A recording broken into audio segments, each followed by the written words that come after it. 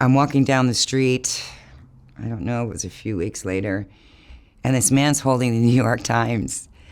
And he's like, "Oh my God, it's you." And I'm like, "What are you talking about?" There's a picture of me on the cover of the city section of the New York Times, and there was a very large article. "This is you," and I was like, whoa.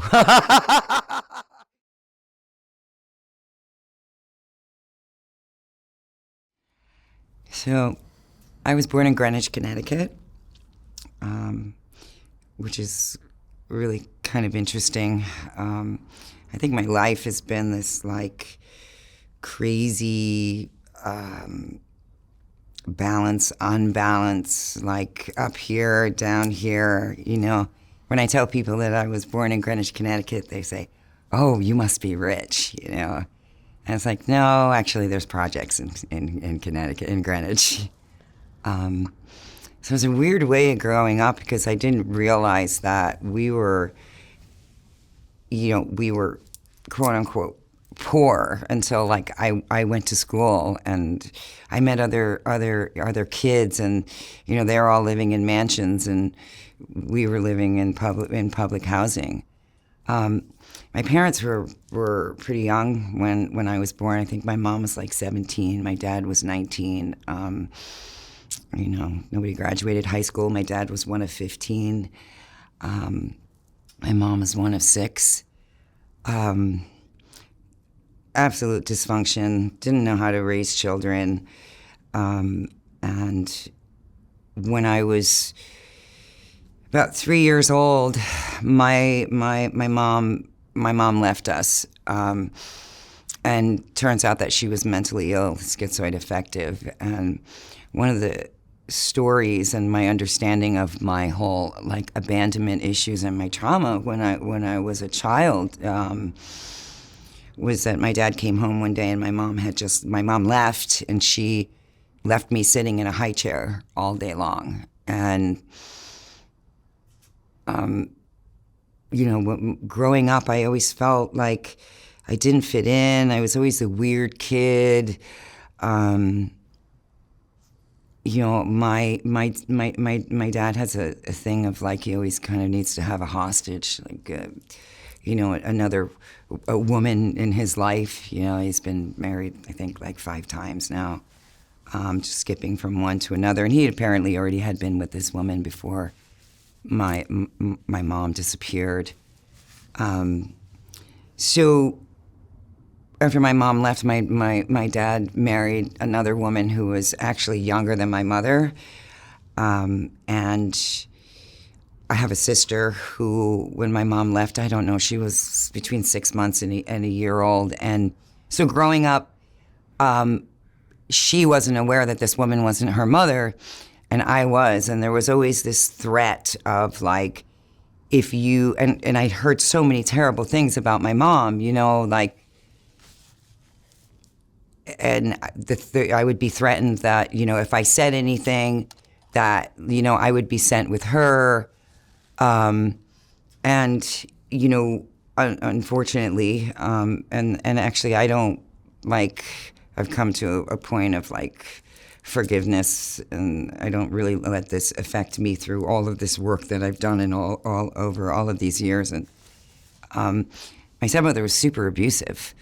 Like, I mean, for lack of a better word, I can compare it to like a Cinderella story. You know, I mean, she was physically abusive, mentally abusive. I mean, she would, you know, beat me in front of my friends. You know, I would actually go to school with like bruises, and they would, you know, like sent to the counselor, the social workers, and, you know, it would be like, well, I fell, or, you know, I just was so frightened when I was a kid, and I had no security.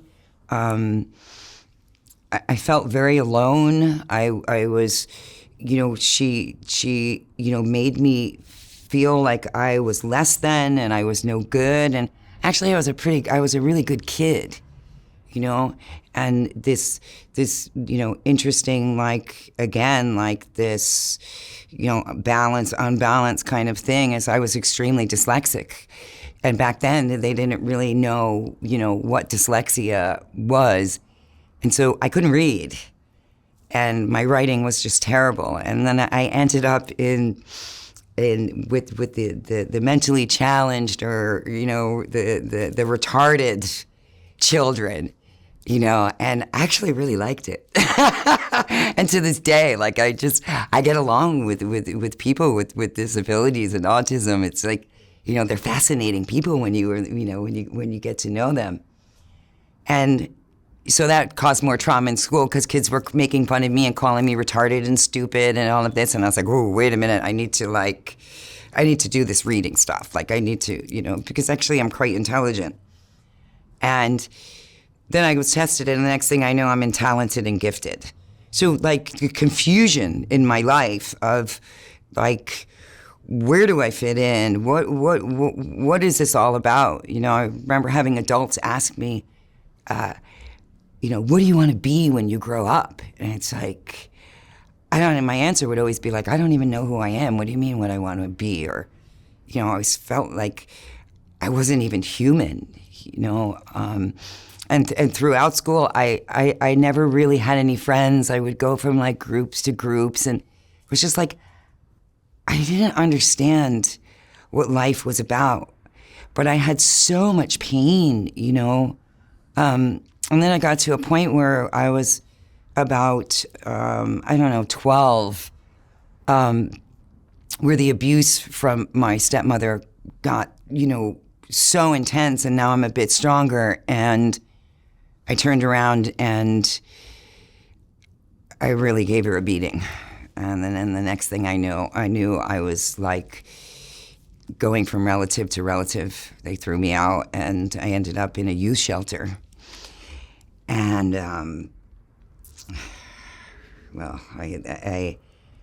this was a whole, new experience of like being with kids from broken families and committing crimes, and it was pretty gnarly. And so I ran away, and Greenwich is like a beach town, and I was just on the beach, and I was just like, fuck, I just want to kill myself, like, what am I doing here? Like, and I swear it's divine intervention. There's no other word for it. I met a girl named Janine, and I was telling her what was going on, and she's like, hold on, wait a minute. She brings this girl named Terry, and I tell her my story, and she's like, oh, come home with me. I go home with her, and we pull up to this huge mansion with an indoor swimming pool, a horse in the backyard, putting green in the front yard. Like, she brings me in, this woman comes down, her mom, and she's this like really big lady. I felt so small, and I told her my story, and they had 6 adopted kids, and she started crying, and she's like, you can live here. So they became my foster parents, and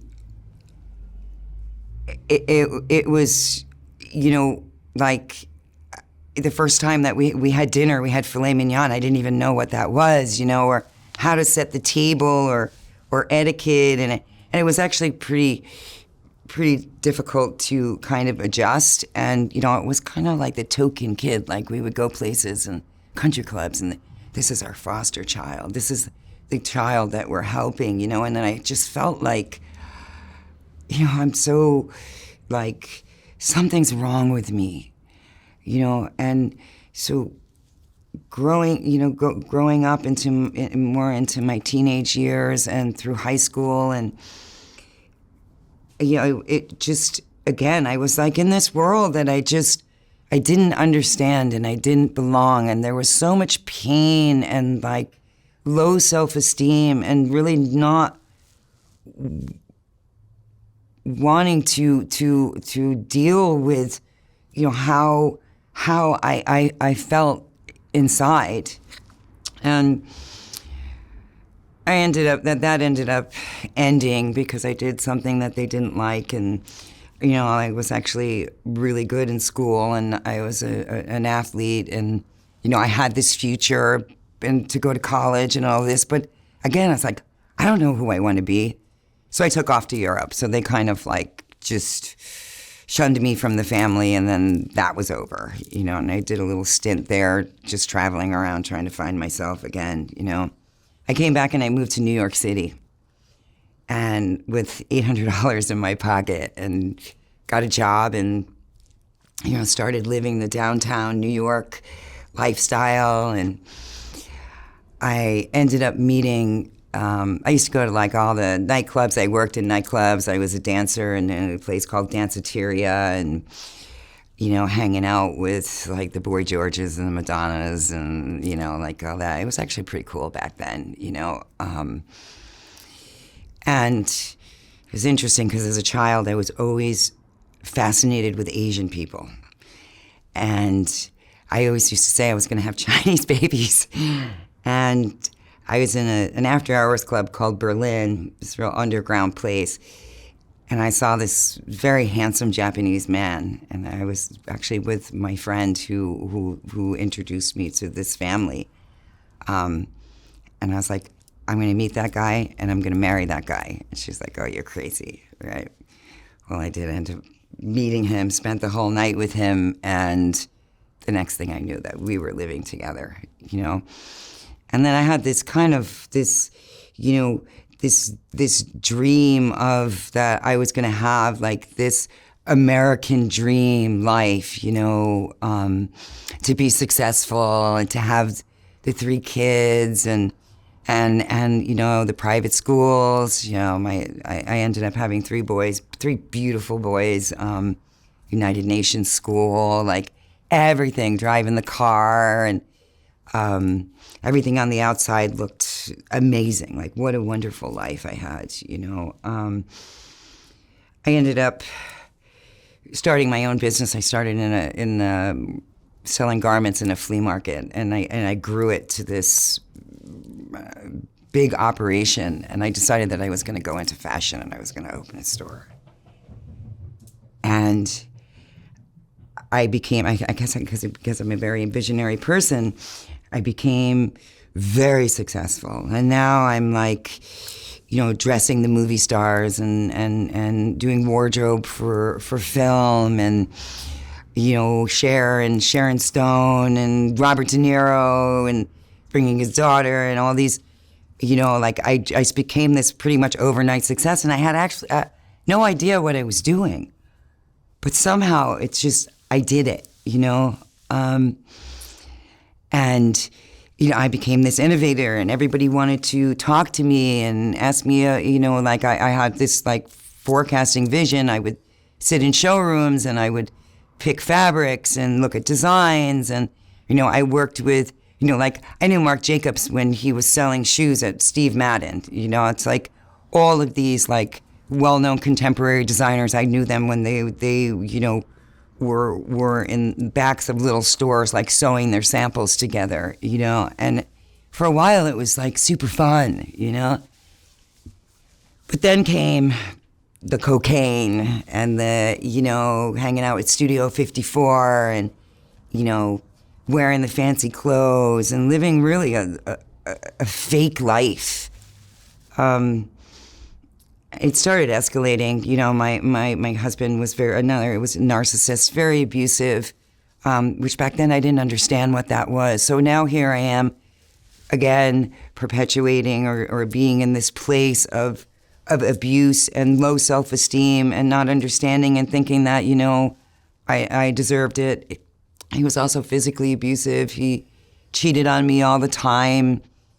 You know, like back then I didn't know what narcissism was or gaslighting or anything like that. But that was like, you know, on the outside it looked really amazing, but like behind closed doors it was a nightmare. And, you know, like also growing up, like my mom was a drug addict as well. You know, so I always thought, I'll never do that. Like, I don't want to be my mom, you know.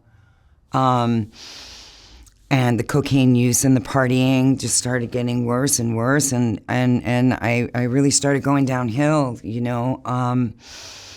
And, you know, the thought of heroin, because I always thought my mom was a heroin addict. She was actually on methamphetamines. That wasn't me. That was not what I was going to do, you know. And basically the shit hit the fan, and I found myself in an insane place, nervous breakdown kind of thing. Big blow up. I ended up, I don't even remember exactly what happened, but my husband punched me in my face. My sister was living around the corner. I went to stay with her. And his drug use, my drug use, I just became like this broken human being. So I started working with my sister, and I had given her my flea market business, and I met another gentleman who was working for her, who was, this dreadlock guy from Trinidad, and that dreadlocks were something else, and I was like, oh, that's just so cool, and we just kind of hit it off. Come to find out, he was like homeless and smoking crack, and so then I started going down the crack road. And I think, one of the things that made me leave is that a person that was like a woman who was playing my best friend was actually sleeping with my husband. And when I left, she moved into my house, and she was becoming the mother to my children. And the more drugs I used, the more that I couldn't show up. I couldn't show up for court, or I'd never dealt with a situation like that, and I just wasn't capable. And I ended up being partners with this guy who actually is the father of my daughter. And I became homeless on the street with him. And then I discovered heroin, and that took everything away. That took all of the pain, all of the, I just didn't care. And when I did care, I just shot more dope. And I went through, when you're living on the street, and, the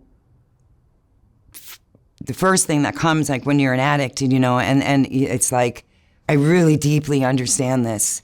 I have so much compassion for people who are still in it, or when I see that, because I know they all have stories. Who would have known that I would have ended up in this place, sleeping in the train tunnels in New York City, hustling on the street, selling drugs, and I got these big high-powered pro bono lawyers that somehow came into my life, but they couldn't help me because I just couldn't show up. I couldn't go into a courtroom. I was nodding out, and I just could not be in society. And it wasn't that I didn't care. It was that I had so much pain, and the thought of my children, not being there for my children, and being in this position it was like a living hell. And I tried so many times to stop, and I couldn't. I would to do stints in detoxes, and the public rehabs, and I would just come back out. I had no really nowhere to go, and I just wasn't in the place where I had the strength, the know-how, the tools of how do I get my life together?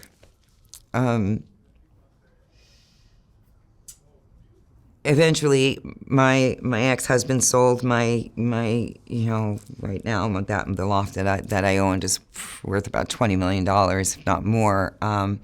He sold everything, and he took off to Japan. So now here I am going down deep. Now I don't give a shit about anything. I just want to die. I just want to escape. I just underground, further underground. If I had money to stay in a hotel, and I had a bunch of drugs, and I had my wake up, I would do it. If not, I was sleeping down in the train tunnels on Houston Street.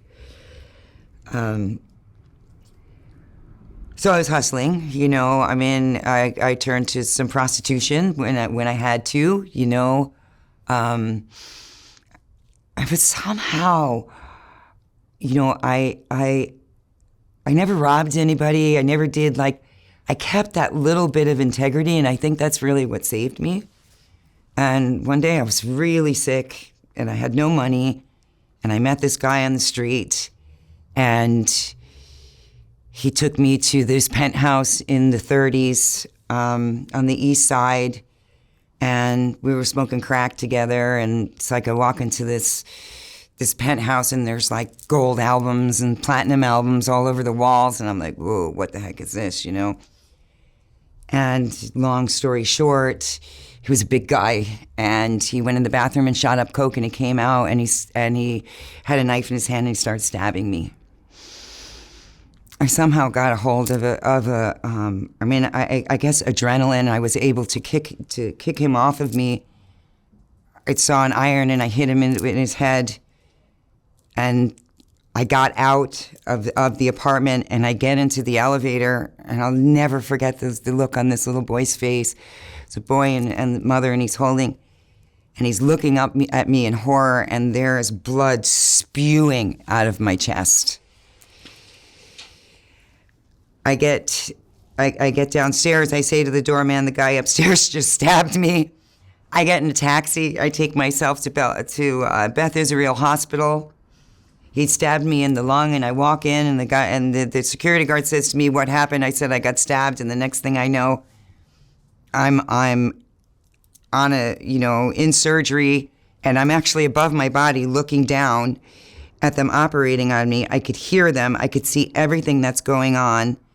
And I just felt this horrible pain, and my lungs had collapsed. And I flatlined.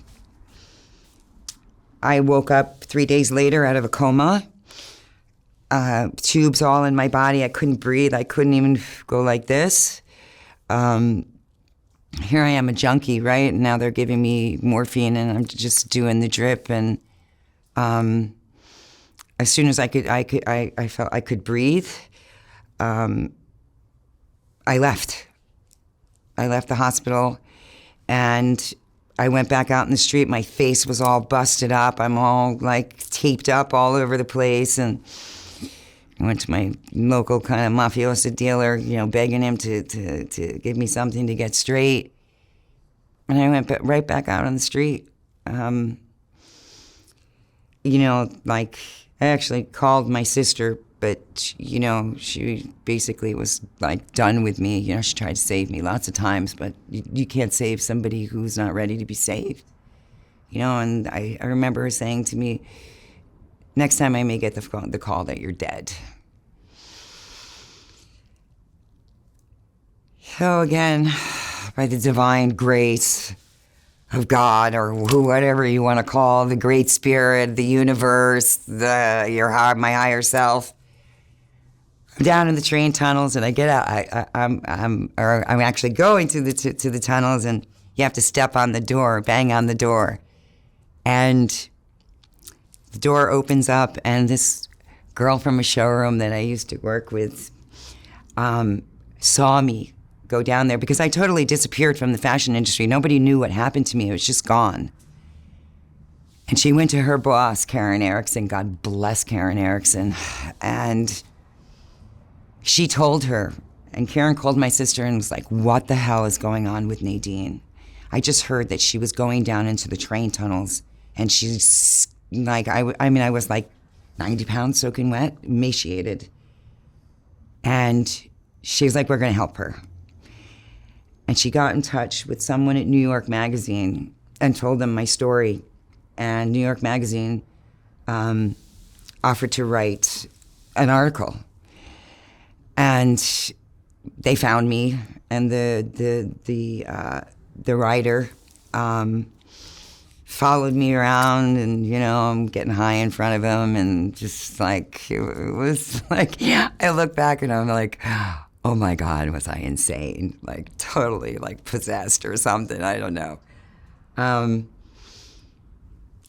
go about, you know, my life. as you know, going from crack house to shooting gallery to whatever. I mean, my job was getting high, and you know, finding a place to lay my head. And the article got squashed. They changed editors or something. I was like, oh, okay, whatever. And I'm walking down the street. I don't know, it was a few weeks later. And this man's holding the New York Times. And he's like, oh my God, it's you. And I'm like, what are you talking about? There's a picture of me on the cover of the city section of the New York Times. And there was a very large article. This is you. And I was like, whoa. Check this one out. I'm like, can I have that? You know, like I go into the crack den and I'm like, hey guys, check this one out. You know? And through that, another angel came into my life, a man named Jim Abernathy. And he read the article, and he got in touch with Rennie Chun, the person who wrote the article, and he's like, we need to find this girl. He happened to be the head of the scholarship foundation of the Karen Foundation in Pennsylvania. And he said, we're going to give this girl a scholarship. We're going to take care of her. And the next thing I know, they're downstairs. I'm up in the crack house. Like, I'm in a disgusting place. Like, I went back actually to the train tunnels and to some of these places after I got clean, and I was like, how could I have not seen this? You know, it's disgusting. The rats, the bugs, the smell, the blood everywhere. You know. I left with a crack pipe in my hand and you know, a needle that had heroin in it. And I got in the limo. I was just fucking totally out of it, you know. And they were driving me to Pennsylvania. And in the middle of the drive, I told them to stop at McDonald's so I could get a cheeseburger. And I went into the bathroom and I was smoking and shot some dope and came back out and passed out in the car. And I wake up and I'm in the mountains of nowhere, Pennsylvania. This place, and I was just like, you guys got methadone? And they were like, nope. And I was like, hell no. And I went running, but there was nowhere to go. It was in the middle of the mountains, you know. Actually, the priest came to me, who was very influential in my life as well. And he kept me there, you know. He talked me into it. And I stayed there. I was in the 30-day program. That wasn't enough. I mean, they literally said I was one of the worst cases they had ever seen. They just didn't really know what to do with me. You know, I was so spun out. I was just insane. You know, like angry, fighting with people, fuck you, like all this. I had no gratitude for them saving, like, you know, at that time for them, you know, helping me. So I ended up in the 30-day program for 6 months. Then they send me to their halfway house, and Moulton, Pennsylvania. It's like, where the heck is this, you know? And I was like forced to go to AA, and, you know, kept me sober for a while, but like, I believe that there's other ways to heal, and I believe there's a cure for everything. You know, the whole thing of that I had to I would introduce, you know, just because, hi, I'm Nadine, I'm an alcoholic and an addict. But I truly believe that there was a cure and that I could heal from this. And later on down the road, I actually did. I ended up using in the halfway house. And then they shipped me down to a therapeutic community in Florida, which was, whoa. I mean, that's, you want to talk about break people down. I mean, they break them down. I don't need, you know, I don't see people really healing from it. You know, the success rate of rehabs it's so low, you know. I mean, it's just an in and out, you know, kind of like a money-making machine. There's a lot of people who care there, but it kept me clean and saved my life, but it wasn't the tools that kept me sober. And after that, I went back to New York City. My sister opened some stores. I went back into the fashion business. Again, I was doing really well. And about a year later, some traumatic thing happened, and I said I was going to the movies, and I disappeared. I'm back, and of course I found my partner in crime, my daughter's father. And it was right back to where I was before. Having this, I am, if you know anything about human design, I'm a manifester, and I've always been some type of entrepreneur. It didn't matter if I was doing drugs or in the fashion business or whatever, and I turned to selling drugs, and I was really good at it. Now I'm living in the Paramount Hotel. Okay. Well, that didn't end well, or maybe it did end well. I'm actually, while I was in the Karen Foundation, a producer at Dateline NBC read about my story, and now all of a sudden they want to know my story, and they're putting me on Dateline, and then I'm on the Discovery Channel, and there's clips all, different shows showing clips. I'm on Oprah. Like, it was so strange. It's like, why do you people want to know about this gnarly story? But in a way, I was like, oh, I'm being recognized. It gave me this kind of weird ego boost, like I was some fabulous junkie. Like, who's a fabulous junkie?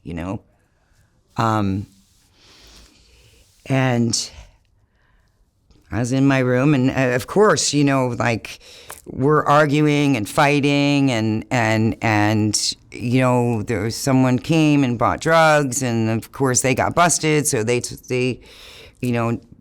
told on us, and I would stay up for days on end, and I woke up. I was really sick.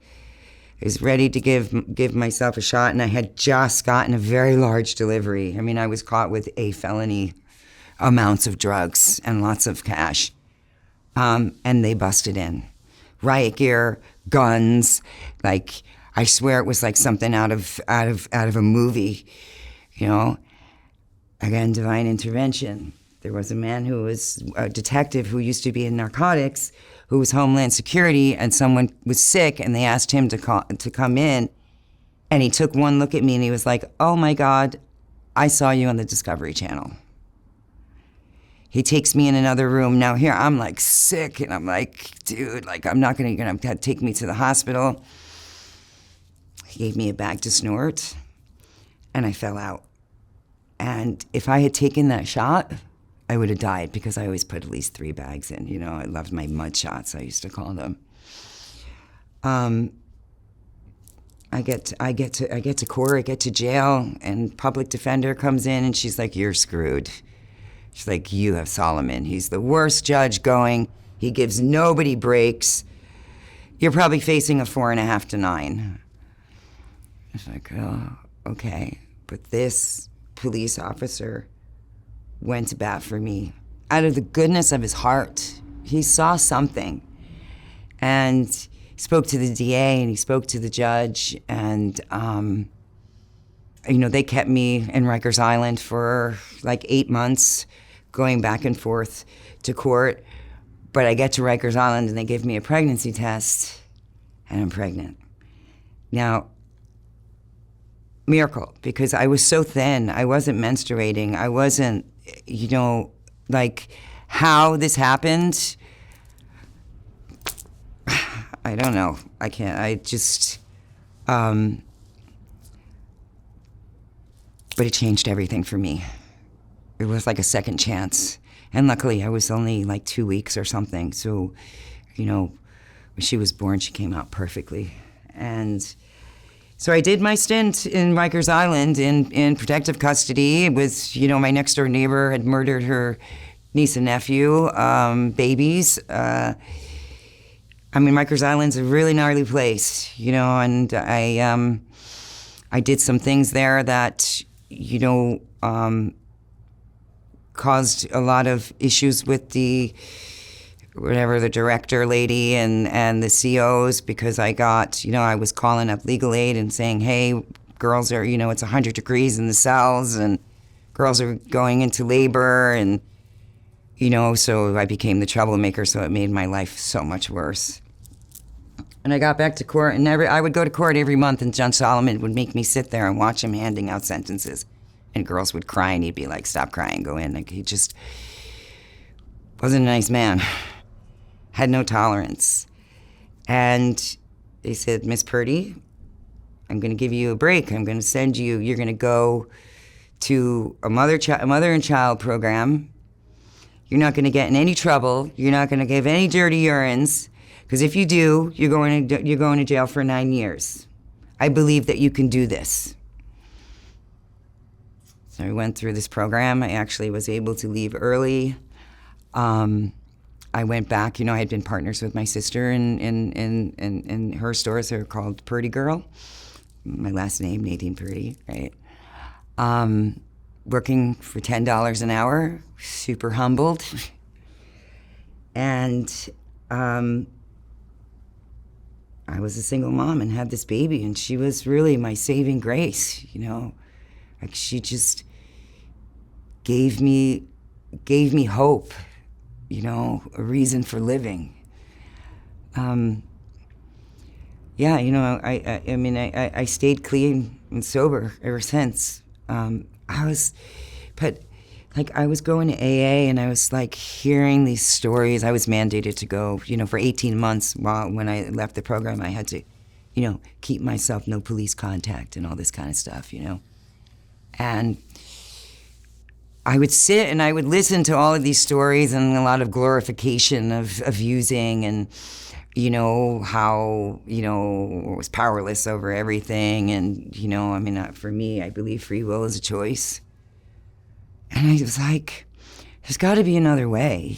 I was sick all the time, and I was, and I found out later that I had a lot of health issues, and I would be depressed, and, and just, I kept going because, I had this beautiful little angel.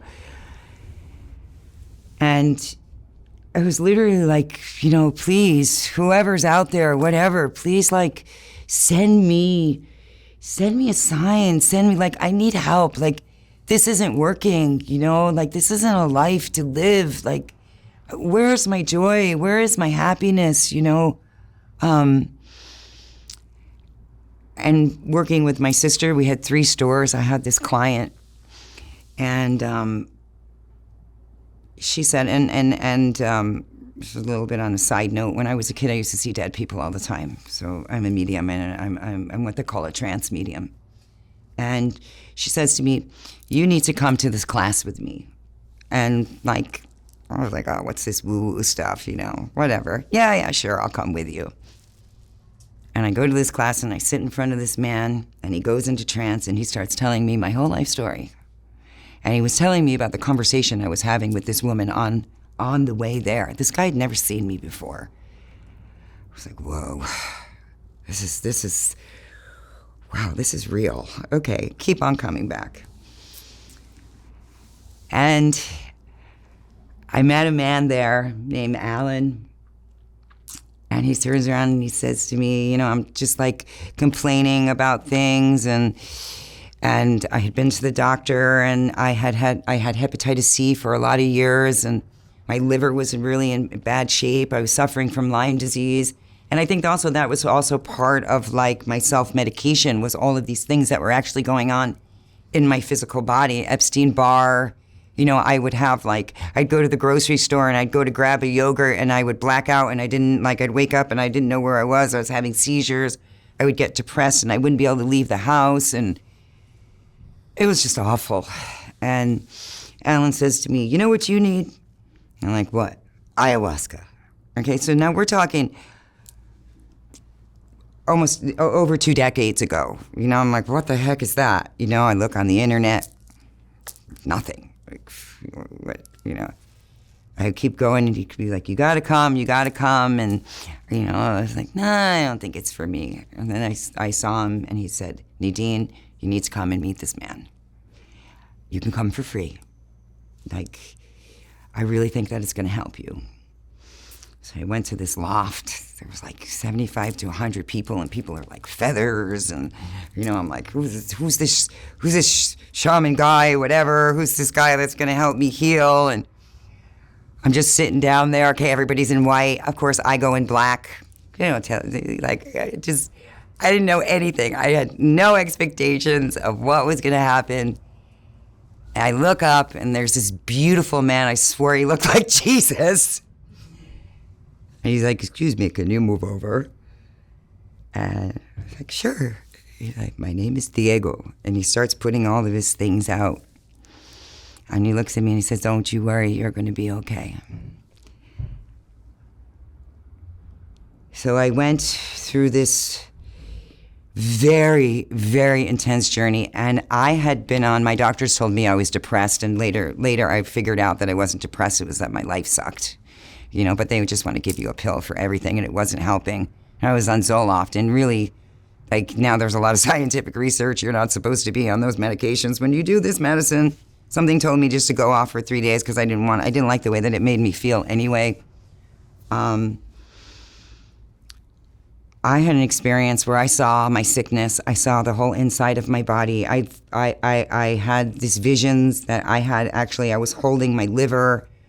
And then I journeyed to this place that was in the forest, and there were all these like little structures and this huge tree, and I was like, wow, man, I think I'm losing it, And there was a lot of purging, and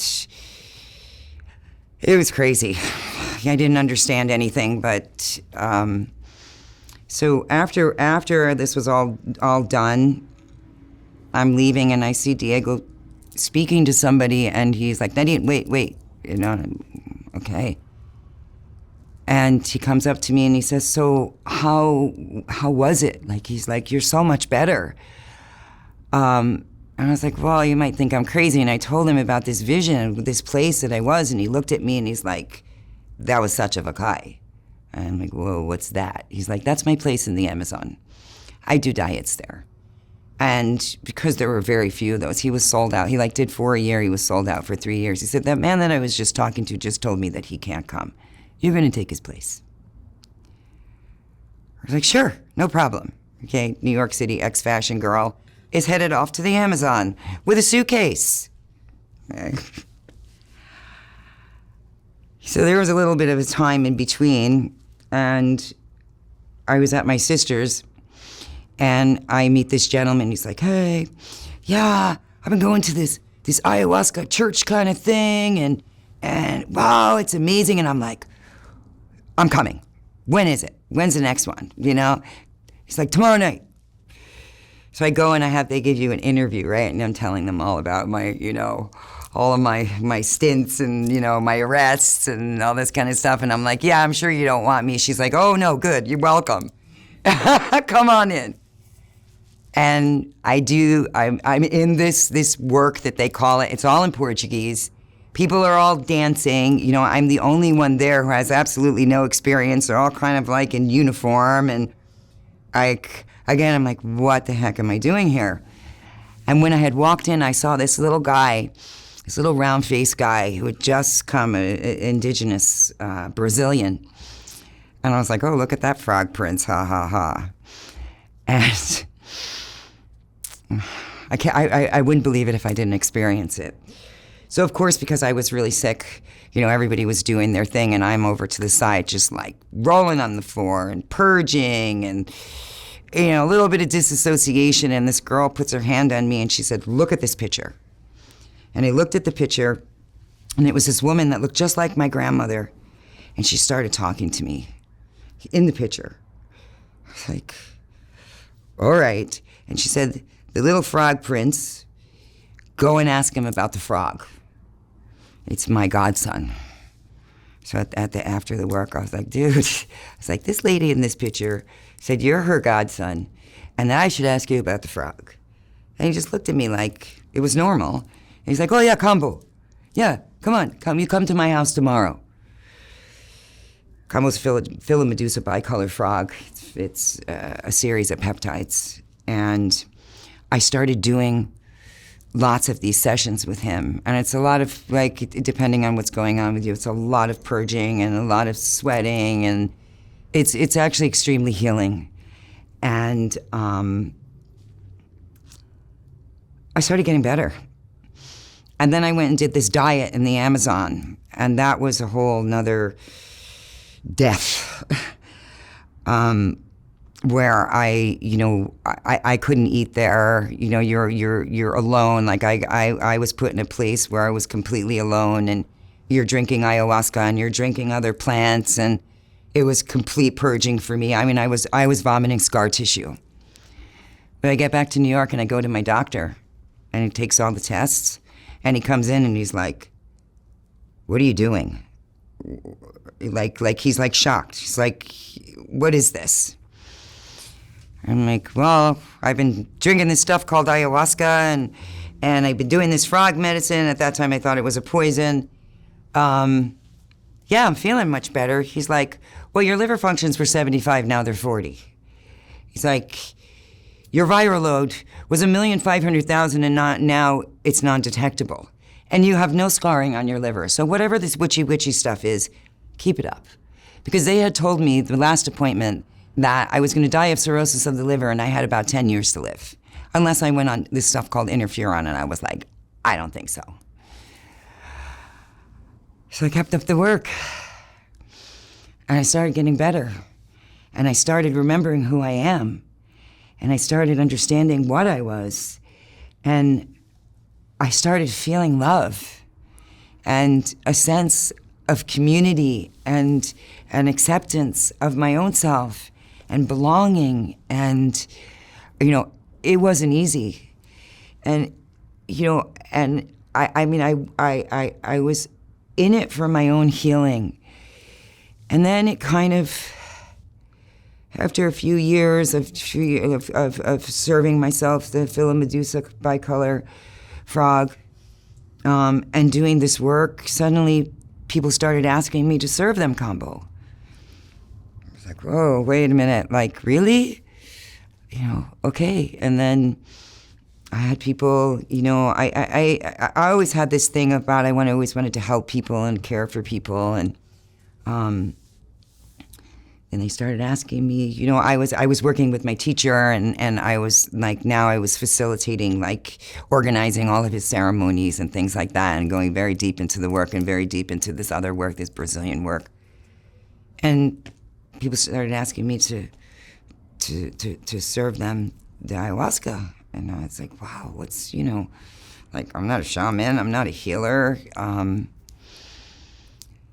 it slowly started to just kind of move in that direction where, I realized that all of these things that I went through was to bring me to this place where because I have empathy and I understand that I could actually help other people.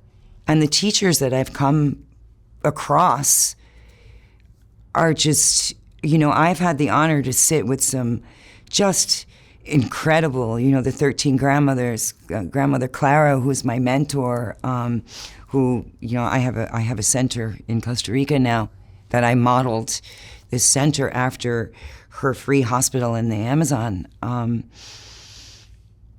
then I found myself in Costa Rica.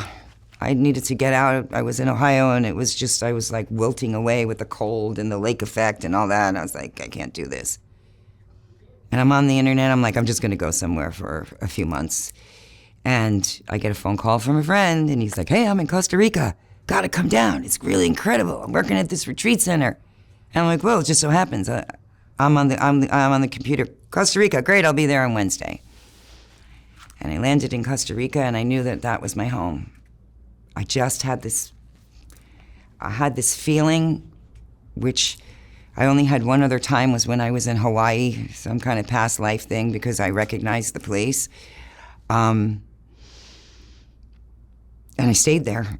I had no money. I knew nobody. I was with my daughter.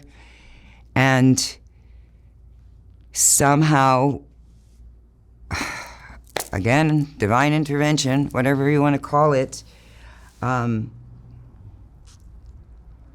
I ran into a client of mine that was from New York. She's like, "What are you doing?" I was like, "Well, I'm in Costa Rica, you know, and I'm doing my best to survive. I'm running out of money, but I know I need to stay there.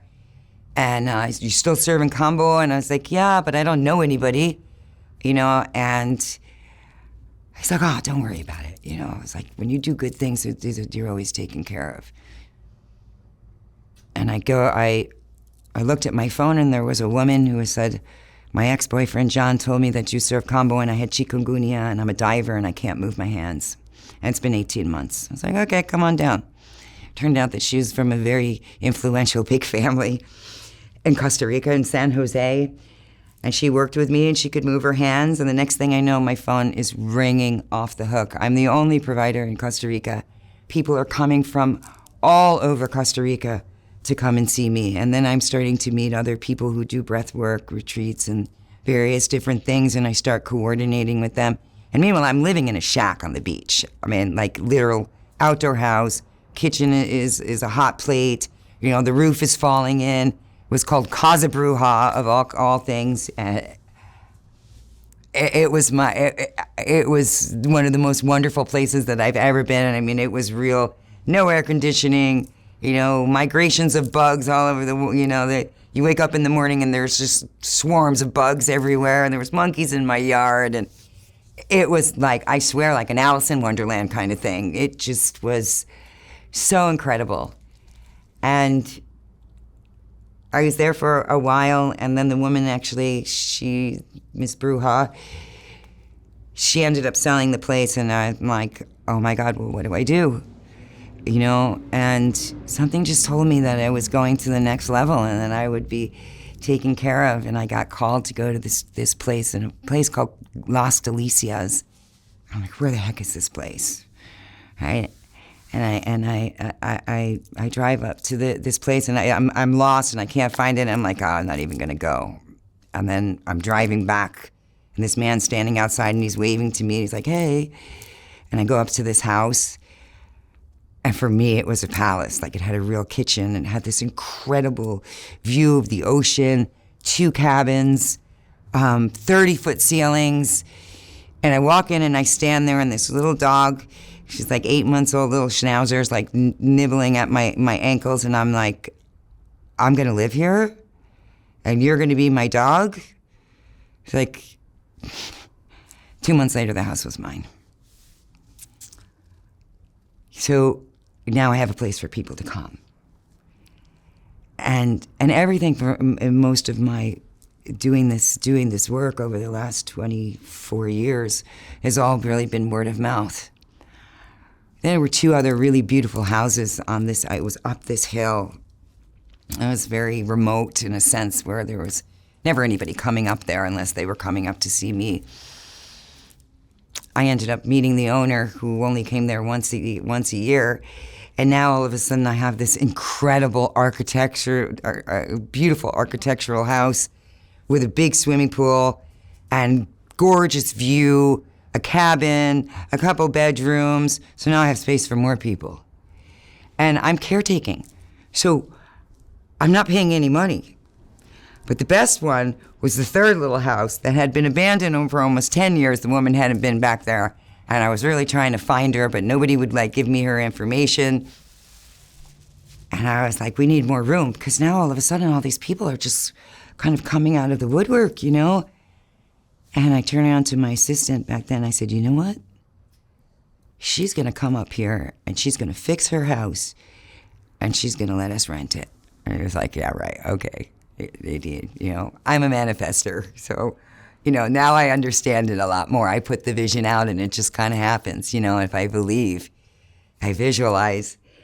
And about 3 weeks later, there's some car coming up the driveway, and it pulls up into her spot, and I hear this woman screaming, "Oh my God, my house!" And I looked at my assistant, I was like, mm-hmm. And I'm literally counting. She comes running up the driveway. She runs into my house. She gives me a big hug. She says, "My name is Michelle. My house." I was like, dude, I tried to find you. I tried to get you to tell you what was going on, because there was all kinds of shady people going up there. And And I said, but nobody would give me the information. She gives me this big hug. She's like, I'm going to fix it up. Do you want to take care of it? So now I have 12 bedrooms. And everything just, you know, a lot from learning this experience is just like, I stay in integrity and I just keep doing the next right thing. And life hasn't always been easy, you know, but through all of this, it's like I've come to be okay with myself and I like myself. And if you don't like me, that's okay. I don't need to impress anybody. I don't need to be, you know, I mean, I need to be authentic, but I don't need to be recognized. You know, I just do what I do, and I live such a beautiful life. You know, I wake up in the morning, there's monkeys, and I drink my coffee, and, you know, I have lots of chickens, and a parrot, and 4 dogs, and ducks, and this beautiful, amazing place. And I stayed in this place for 7 years, and it was just like a dream sometimes. I'm like, how is this happening, you know?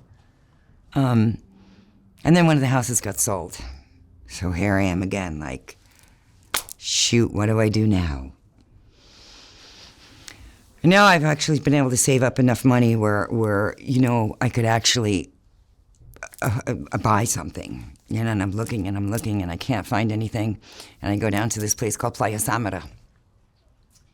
And nothing was working. I looked at like 150 properties and I knew the place would just show up. And I look at a few places and I see a picture when I go back of this one place. And I said, I want to see that. And she's like, no, it's under contract. It's over budget. It's not going to happen. I said, I don't care. I want to see it. And I walked into this place and it was like I had been there before. I mean, I had an ocean view at the other place, but this one is 360 degrees. It was a boutique hotel and 10 rooms, a house with 2 apartments, a beautiful pool, and everywhere I look, there's frogs everywhere. And it was called Lodge Las Ranas at one time. And it was during the rainy season, and there's frogs making all kinds of, you know, singing. And I looked at her, I was like, well, this could work. She was just like very frustrated with me. And my partner at the time, he came down and he was looking at some other places, and he's found 2 like luxury houses over the ocean, like mint, 5 bedrooms, like most people would want to live there, right? And he was like, those are the 2 that you know, I want. And I was like, okay, if that makes you happy, I'm not attached. He's like, but if those fall through, we'll get the 3rd one. Well, those 2 got taken off the market and the contract fell through and the woman went down $125,000. We closed in 3 weeks, which doesn't even happen in the United States. Rare, it never happens in Costa Rica. And 2 days later, I was back to work. And I mean, it's been a long, strange trip. This journey has been, you know, I mean, I really know who I am. I remember who I am now, and I know that I'm consciousness and form experiencing itself. And all of that I went through, I'm not a victim. I'm not angry. I don't have any resentments. I'm actually grateful for it because now I'm in a place where I see miracles and I see people's lives change. And it gives me a reason for living and for working. And, you know, I have 4 beautiful grandchildren. You know, I have a good relationship with my children. You know, my partner passed away. I mean, I've had some, you know, really traumatic things still happen in my life because life happens. You know, my son committed suicide and my oldest. But all through it, I didn't go back to using drugs because in my heart, I'm healed. And and the thought of like shooting heroin is like, what's like nothing could ever, you know, be that bad. And I believe that there's hope for everyone. I mean, I lived on the street. I've heard people's stories. I've seen people walk over people lying in the road, you know, I'm like the dregs of society. It's like we all have a story. We all come from the same place. We're like snowflakes. We come from the same, from source. We're all imprinted, and we all go back to source. And I believe I came to this existence to be truly helpful, and I had to experience all of this to do what I do today. And I wouldn't change my life for anybody or anything, you know. And I get into positions sometimes because I help people, and, you know, if people see my place, I mean, it's a lot of upkeep and it's a lot of work, and it, you know, it costs money, you know, the electricity and all of this. But I keep on just doing the right thing, and I don't worry. I don't get caught up in my head. I know it's always going to be all right. And every single time it is. And I have benefactors. I work with people who live on dirt floors, and I work with billionaires.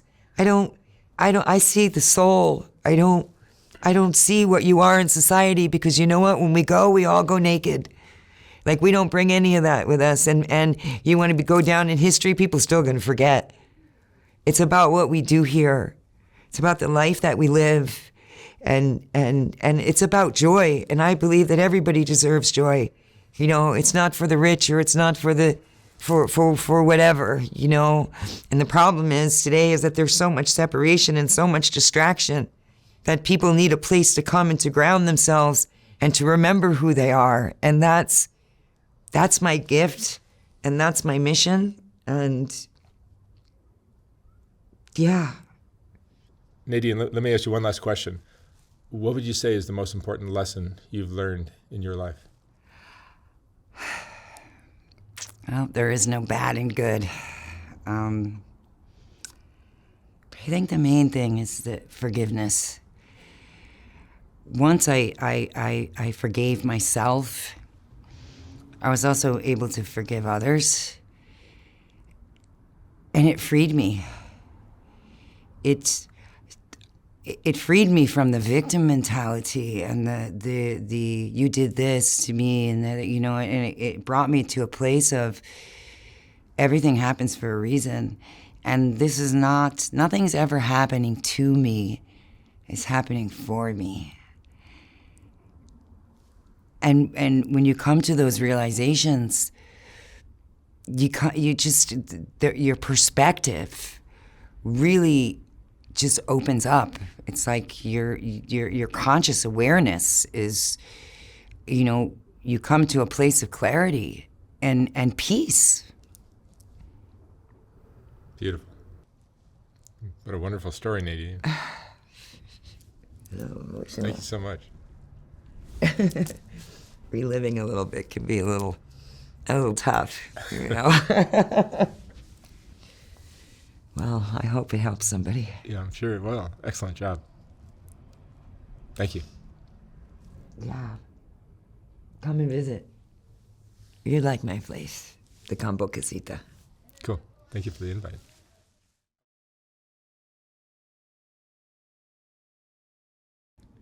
When I was designing the first Soft White Underbelly book, I realized that there were so many great portraits that weren't going to make it into that book. They just wouldn't fit. And once I saw how well that first book sold, I knew I'd have to design a second book. This second book is finally ready to ship.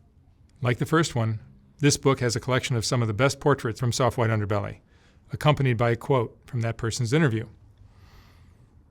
This book features another group of Rebecca portraits, as well as a collection of color images of the Whitaker family, and plenty of others. You can order yours for $125 or $150 for a signed copy at softwhiteunderbelly.org. Again, like the first book, once this book is sold out, I will not be printing more of them. The portraits are what Soft White Underbelly is all about, and these two books contain the best of all that work. Thank you for watching.